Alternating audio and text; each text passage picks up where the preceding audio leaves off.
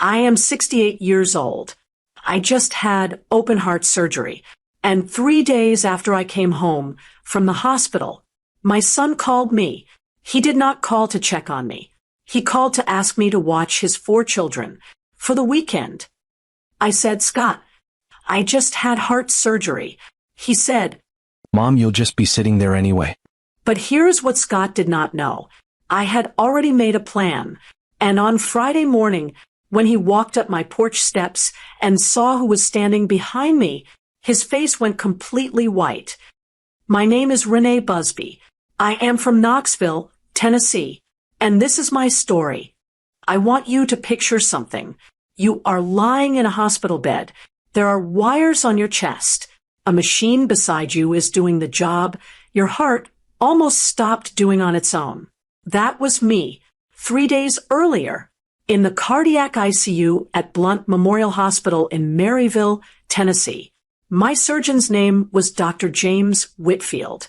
He came in the morning after my surgery and sat down in the chair beside my bed. Doctors don't usually sit down. When they sit down, it is serious.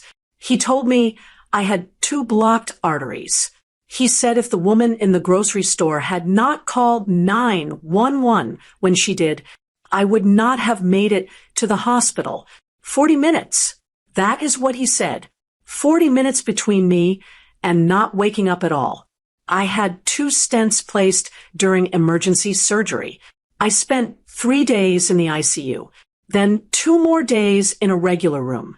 On day 5, they gave me my discharge papers.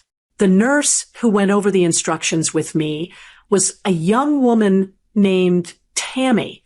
She had a kind face, and she spoke slowly and clearly. She said, Mrs. Busby, I need you to understand something. Your heart has been through serious trauma. The next 6 weeks are critical. No lifting anything over 5 pounds. No prolonged standing. No strenuous activity of any kind. And most importantly, no stress. No caregiving responsibilities for small children. Your body needs every bit of energy it has just to heal. I nodded. I signed the papers. I thought I understood.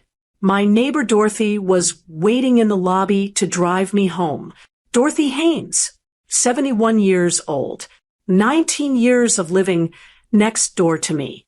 She had visited me every single day. I was in that hospital every day. Thermos of coffee in one hand, library book in the other. My son Scott visited once. The first day. He stayed 40 minutes. He had a work thing, he said. My daughter-in-law Melina did not come at all. Dorothy drove me home in her blue Buick. She helped me up the front steps. She made me a bowl of soup. She sat with me for an hour, and then she said, I am right next door if you need anything. And she meant it. I sat in my living room that evening. The house was quiet. My chest still ached from the incision. I was grateful to be alive. I was grateful for Dorothy. I did not know that 3 days later, my phone would ring, and the voice on the other end would make my heart work harder than it had worked since that grocery store. I need to tell you who I am, so that what comes next makes sense. I grew up in Oak Ridge, Tennessee, 3rd of 4 children. My mother worked at the school cafeteria. My father drove a delivery truck. We did not have extra of anything, but we had enough. And I was raised with one very clear lesson. You show up for family. No questions. No conditions. You show up. I married Harold Busby in 1979. We met at a church potluck in Knoxville. He was the kind of man who always had a handkerchief in his pocket. The kind of man who fixed things before you noticed they were broken. I loved him completely. We had Scott in 1981, our only child. Harold died of a stroke in 1992. Scott was 11 years old. I was 37. I want you to understand what that means. 37 years old. A widow. An 11-year-old son. A mortgage. a job at the front desk of Dr. Patterson's dental office on Kingston Pike. I did not fall apart. I did not have the luxury of falling apart. I made Scott's lunches every morning. I went to every single baseball game he ever played. I sat in the bleachers in the rain with a stadium blanket over my shoulders, and I cheered. I skipped buying a new winter coat 2 years in a row to save money for Scott's college applications. I drove him to campus visits in 6 different states. I cried in the car, alone, on the way home from dropping him at the University of Tennessee. And then I went back to work on Monday morning. I was a good mother. I want to say that clearly, not because I need a medal, but because what happened later, it did not happen because I failed him. It happened because I taught him that I would always say yes. When Scott was in high school, he needed money for a class trip. Yes. When he was in college, he needed rent help for his apartment. Yes.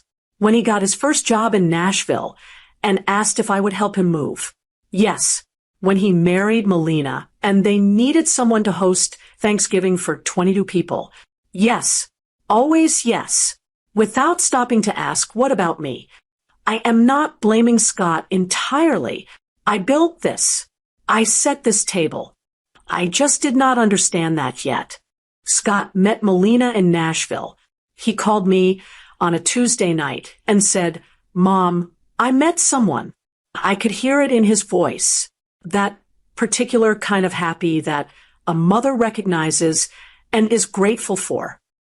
I met Melina for the first time at a restaurant in Nashville. She was polished, pretty. She reached across the table and shook my hand, not unfriendly, just formal, like she was meeting a colleague. I told myself it was nerves. First meeting. Of course she is nervous. They got married 2 years later. A September wedding outside of Franklin, Tennessee. 200 guests. Open bar. Beautiful flowers. I sat at the table marked family. I was the only one at that table who did not know anyone else there. Melina's family filled the rest of the table. Her mother, her sister, her aunt and uncle, all of them laughing and sharing memories I was not part of. I smiled through the whole dinner. I danced with Scott at the reception. And I drove home alone at 10 o'clock telling myself that every family is different. Over the next 12 years, a pattern formed. I was not invited to holidays unless I offered to cook. I was not called to visit unless they needed something. The something was usually babysitting or a casserole for a neighbor I had never met or someone to drive the children to a birthday party when both Scott and Melina had plans. I want to be fair here. Melina was not cruel. She never said an unkind word to my face. She was simply absent in the way that someone can be present in a room and completely absent at the same time. What hurt most was not Melina. What hurt most was Scott. Because Scott saw it. He had to have seen it. And he never once said anything. I told myself that was fine. He was a grown man. He had his own family now. I told myself what I always told myself. Show up. Be available. Say yes. I told myself that story right up until the day I dropped a can of soup on the floor of a grocery store in Maryville, Tennessee. It was a Tuesday afternoon in October. I was in the canned goods aisle at the Kroger on US 321. I had a list in my hand. Tomato soup, chicken broth, cream of mushroom. I was going to make a pot of Scott's favorite casserole to bring over that weekend. I reached up for the tomato soup, and then, all at once, a pressure in my chest like something was squeezing everything inside of me. My left arm went heavy. My vision narrowed. The can hit the floor. I heard it rolling, and then I heard a woman's voice saying, "Oh my Lord, are you all right? Somebody call 911. Her name was Carol. I did not know her name then. I found out later from the paramedics. Carol was 64 years old, and she had watched her own husband have a heart attack 8 years earlier, and she knew exactly what she was looking at. She did not freeze. She did not run for a manager. She called 911, and she got down on the floor beside me, and she held my hand. I do not remember the ambulance. I woke up in the ICU. There was a tube in my arm, a monitor beside me beeping steadily, a light above me that was too bright. The first face I saw was a nurse's. The second face I saw was Dr. Whitfield's. The third face I wanted to see was Scott's. He arrived 5 hours after the surgery. He came in still wearing his work clothes, a button-down and khaki pants. He stood at the foot of my bed. He said, "Mom, you scared me." I reached out my hand. He held it for a moment. Then he looked at his phone. Pause. He stayed 40 minutes. He had a work thing, he said, an early meeting the next morning. He kissed my forehead, and he left. Melina did not come. She texted. One text. It said, "Hope you feel better soon." Dorothy came the next morning at 8 o'clock. She brought a thermos of the good coffee, the kind with the vanilla in it that I like. She sat in the chair beside my bed, and she opened her library book, and she said, "I am not going anywhere." She came back every single day. Every day I was in that hospital. I noticed. I said nothing yet, but I noticed. They sent me home on a Thursday.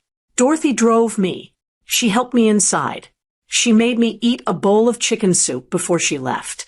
I was moving slowly. Every step was deliberate.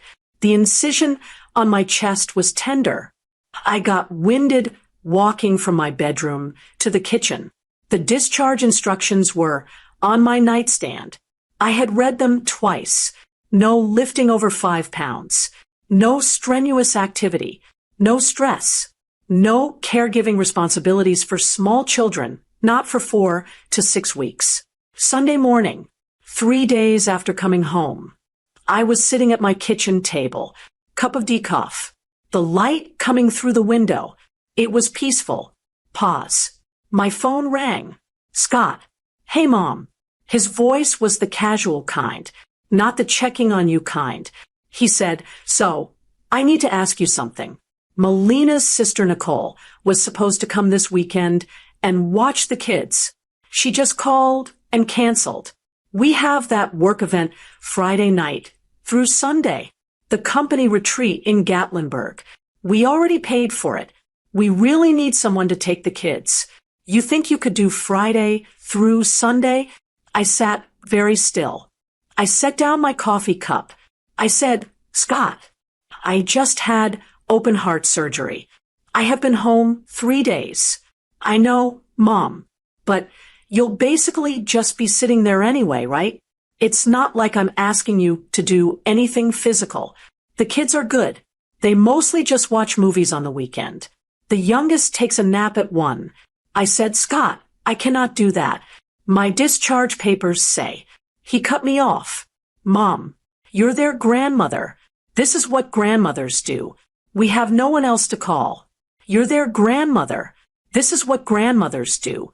I want you to sit with that for a moment." Because I did. 3 days out of the hospital. Stitches still tender. Discharge papers on my nightstand. And my son's argument is, "This is what grandmothers do." I said, "I will call you back." And I hung up. I sat at that kitchen table for a long time. The coffee went cold. The light moved across the floor. And I made a decision. Not the kind I usually made. Not the kind where I talked myself into yes. A different kind. The kind that starts with no and builds from there. I picked up my phone. And I called Dorothy. Dorothy picked up on the second ring. The way she always does. Like she is always ready. I told her everything. The phone call. Scott's words. "You're their grandmother. This is what grandmothers do." Dorothy was quiet the whole time I talked. She did not interrupt. She did not gasp. She did not say, "Oh, Renee, how awful." She just listened. When I finished, she said, "Renee, what do you want to happen? Not what should happen. Not what is the right thing to do. What do you want?" I thought about it, really thought about it, for maybe the first time in my adult life.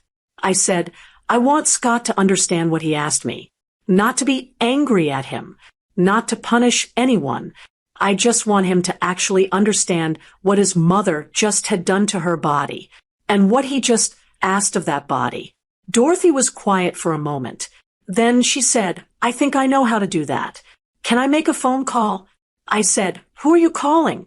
She said, "Your doctor." I said, "Dorothy," she said, "Renee, you almost died. Your son asked you to babysit 4 children 3 days later. Your cardiologist should know about this. It is medically relevant. I want to tell you something about Dorothy Haynes. She spent 30 years as a principal at a Knoxville elementary school. She dealt with parents who yelled, parents who lied, parents who sent sick children to school and called it fine. She learned a long time ago how to be completely calm inside a situation that is not calm at all. She was not doing this to cause trouble.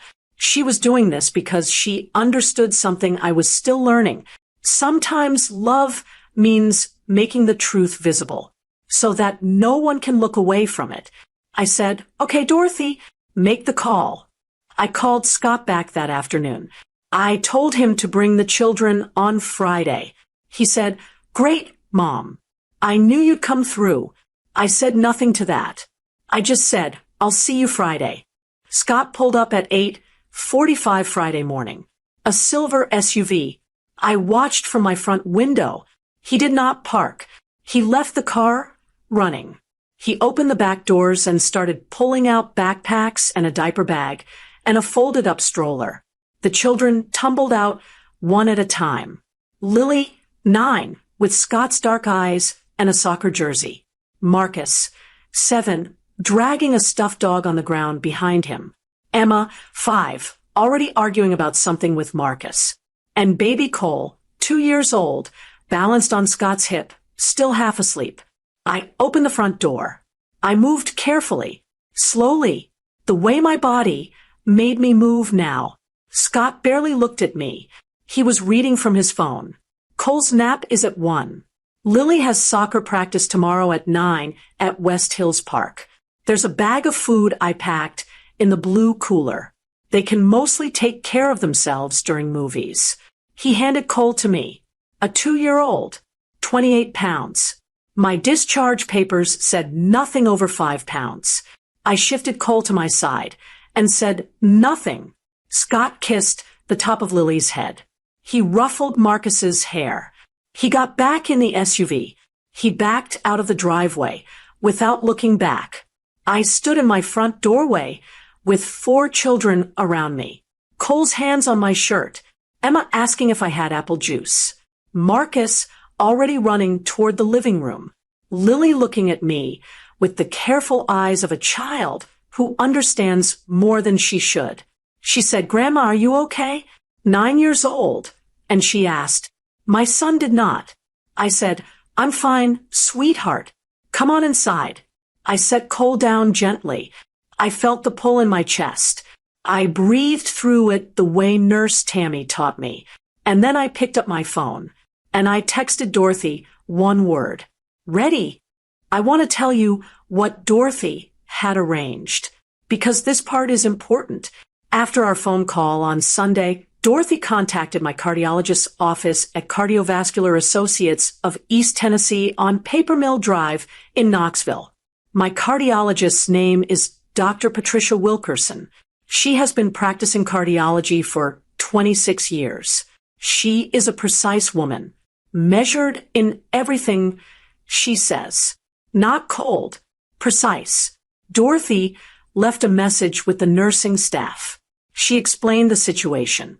She said that her neighbor, Dr. Wilkerson's patient, had been sent home from the hospital 3 days ago following open heart surgery, and that her son had asked her to care for 4 young grandchildren for an entire weekend starting Friday, and that the patient had agreed. Dorothy said, "I am not asking you to interfere. I am asking if someone can make a house call, because I think this patient needs her doctor to be there when her son arrives to drop off those children. Dr. Wilkerson called Dorothy back herself. She listened to what Dorothy described. She asked 3 questions. Then she said, "I'll be there Friday morning." When I tell you that Dorothy Haynes is remarkable, I mean it. So, it is Friday morning. The children are in my living room. Marcus has already spilled his juice box, but is handling it by sitting on the throw pillow. Cole is asleep on the couch, which I did not expect. Emma has found my baking cabinet and is asking permission to make cookies. Lily is reading her book in the armchair, watching me with those careful eyes. It is 10:45 in the morning. There is a knock at my front door. I opened it. Dorothy stood on my porch. She had on her good cardigan, the navy one, and behind Dorothy on my porch steps, holding a medical bag in one hand and my discharge paperwork in the other, was Dr. Patricia Wilkerson. She had driven 22 miles from Knoxville on a Friday morning. She had not sent a nurse. She had come herself. She said, "Mrs. Busby, I understand you could use a home visit." I stepped back and let them both inside. Dr. Wilkerson checked my blood pressure. She listened to my heart. She did not comment on the children. She just did her job, quietly and professionally, while Emma tried to show her the cookie cutter collection. At 11:15, a silver SUV pulled up in front of my house. Scott. He had forgotten the portable DVD player the children needed for the drive home Sunday. He wanted to drop it off before they got too far out of town. I watched from the window as he got out of the car, came up the front walk, stepped up onto the porch, and stopped, because standing on his mother's porch was his mother's neighbor, Dorothy, and standing next to Dorothy was a woman in professional clothes with a stethoscope around her neck and a medical bag in her hand. And that woman was looking directly at him. His face changed. I saw it through the window. The confidence dropped. Something more honest moved into its place. He said, "Who is that?" Dorothy said, "Scott, come up on the porch. There is something you need to hear. I want you to understand what happened on that porch, because it was not a scene from a movie. Nobody yelled. Nobody cried. It was something quieter than that. And quieter things go deeper." Dr. Wilkerson introduced herself to Scott. She told him she was his mother's cardiologist. She told him she had treated Renee Busby for the last 3 years and that she was the attending physician on Renee's recent surgery. Then she said, "I want to talk to you about what your mother has been through." She did not raise her voice. She spoke to Scott the way a doctor speaks to a family member who does not fully understand a diagnosis. Clear, patient, serious. She said, "Your mother had 2 significant arterial blockages. She underwent emergency surgery. She was in the cardiac ICU for 3 days.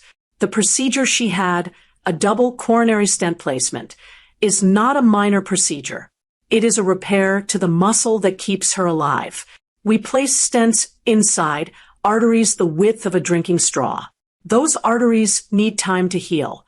They need no inflammation, no elevated blood pressure, no sustained physical exertion, and critically, no prolonged stress."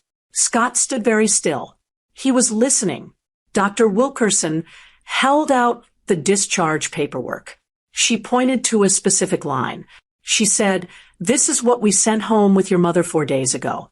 This line here, it reads, 'No caregiving responsibilities for infants or young children for a minimum of 4 to 6 weeks.'" She paused. She let that sit. Then she said, "Your mother is currently caring for 4 children under the age of 10 inside that house. She has been doing so since approximately 9 this morning. She has been home from the hospital for less than 72 hours. Scott opened his mouth. Dorothy looked at him. Just looked at him. He closed his mouth. Dr. Wilkerson said, "I am not here to judge your decisions as a son. I am here because I have a medical and ethical responsibility to my patient. Your mother has a healing heart and stress, the physical stress of chasing a 2-year-old, the emotional stress of managing 4 children, the standing, the lifting. That stress can cause a cardiac event in a postoperative patient. It can put her back in my ICU. At worst, it can be fatal. I stood just inside my front door. I could hear everything through the screen. Cole was asleep on the couch behind me. The house was quiet. Dr. Wilkerson said one more thing. She said it quietly. She said she almost died in a grocery store 6 days ago. If you did not know the full weight of that before today, I hope you do now. Scott looked at the porch railing. He looked at his shoes. He looked at Dorothy. He did not look at me. Not yet. He said quietly, "Who called you?" Dr. Wilkerson said, "Someone who loves your mother." Scott stood on that porch for another full minute, not moving, just standing inside, whatever he was feeling. Then he said, "I'll get the kids." He came inside. He walked past me. He gathered backpacks. He woke Cole gently. He told Lily to put her book in her bag. He moved carefully, quietly, like a man who is aware, for the first time, of how much space he has been taking up. Before he reached the front door, I said his name. Scott. He stopped. He turned. And for the first time all morning, he looked at me. Really looked at me. At the woman standing carefully in her own doorway, moving slowly, breathing deliberately. His mother. I said, "I love you. I have always loved you, but I cannot keep disappearing to keep the peace. Not anymore." He nodded. He did not speak. He walked out the door with his children. Scott called me that evening. Friday night, around 7 o'clock. I was sitting in my living room, a cup of chamomile tea, the evening news low on the TV. His voice was different. Not the casual voice. Not the asking for something voice. Something else. Smaller. More careful. He said, "Mom, I owe you an apology." Not, "I am sorry if you felt." Not, "I did not mean to." An apology. Direct. He said, "I have not been treating you right. Not just this week. For a long time. I put things on you that I should have handled. I did not show up the way I should have when you were in the hospital. I am sorry. I sat with that. I did not rush to say it's fine. I did not rush to make him feel better. I just sat with it. I said, "Thank you for saying that. I need some time." He said, "I understand." We said good night, and I hung up. I want to stop here and tell you something, because this is the part of the story that most people skip. Everyone talks about the moment of confrontation, the porch, the doctor, the look on Scott's face. That is the part that feels satisfying. And I will not pretend it was not. But the real work came after that. The real work was not dramatic. It was quiet. It was slow. It was deciding day by day what kind of relationship I was willing to have going forward, and what I was no longer willing to accept. Here is what I learned about my own heart through all of this. Not the medical heart, the other kind. I had spent 40 years making myself available, making myself useful, making myself small enough to fit into whatever space other people left for me. I called it love. But love does not require you to disappear. Real love, the kind that lasts and is healthy, has edges. It has a line where one person ends and another begins. It has the word no in it sometimes. A real no, not a temporary no that eventually becomes yes. A no that you hold. I am 68 years old. I learned that at 68, and I am not embarrassed by that. I am just glad I learned it. Over the weeks that followed, Scott changed. Not dramatically, not perfectly, but visibly. He started stopping by on Saturday mornings with groceries, just showing up. No request attached. He would help me carry things in and sit at the kitchen table and drink coffee for 20 minutes. Sometimes we talked about Scott's job, about the kids at school, about a show he was watching. Normal things. Easy things. It was the first time in years that Scott had come to see me rather than to need me. That distinction matters more than I can say. Melina sent a card about 3 weeks after the porch. A simple card, white with flowers on the front. Inside she had written, "Renee, I hope you are healing well. I should have been there at the hospital. I am sorry I was not." 8 words. I should have been there. I am sorry. I read those 8 words 4 times. I put the card on my kitchen windowsill. I have not responded yet. I am taking my time. And that is allowed. There is something I want to say to you directly now. If you are watching this, if you are a woman of a certain age who has spent her life being the one who shows up, the one who cooks, who drives, who watches the kids, who says yes before the question is finished, I want you to hear this. Your body will eventually tell you what your mouth has been afraid to say. My body told me in a grocery store aisle in October, in the most dramatic way it could manage. It dropped me to the floor with 28 pounds of pressure in my chest and said, "Enough. Not enough to the world. Enough of this. Enough of shrinking. Enough of pretending that being needed is the same thing as being loved. They are not the same thing. Being needed is a transaction. Being loved is something else entirely. And you deserve the real thing. I am still healing. My chest scar is still pink. I walk 30 minutes every morning now, doctor's orders, down my street, past the oak trees, around the block, and back to my own front porch. Dorothy walks with me 3 days a week. We talk about small things. The neighbor who put up a new mailbox. The good coffee at the shop that opened on Market Street. The book she is reading. It is the best part of my day. Last Tuesday morning, Lily called me. My 9-year-old granddaughter. She called from Scott's house phone. She said, "Grandma, are you better?" I said, "Yes, sweetheart. I am getting there." She said, "Good, because I want to come see you. Just me. Not everybody. Just me." I said, "I would love that, Lily. Let's plan that." She said, "Okay, I will ask my dad." She called back 20 minutes later. She said, "Dad said yes. Next Saturday." I put the phone down and sat very still. Not because I was tired, because I was full. That child, the one who asked me on the front steps, "Grandma, are you okay?" while her father was already backing out of the driveway. She saw me. She always saw me. And here is what I know now. Being seen, really seen by even one person, it is enough. It is more than enough. It is everything. This is my story. I am Renee Busby. I am 68 years old. I am from Knoxville, Tennessee. I am still here.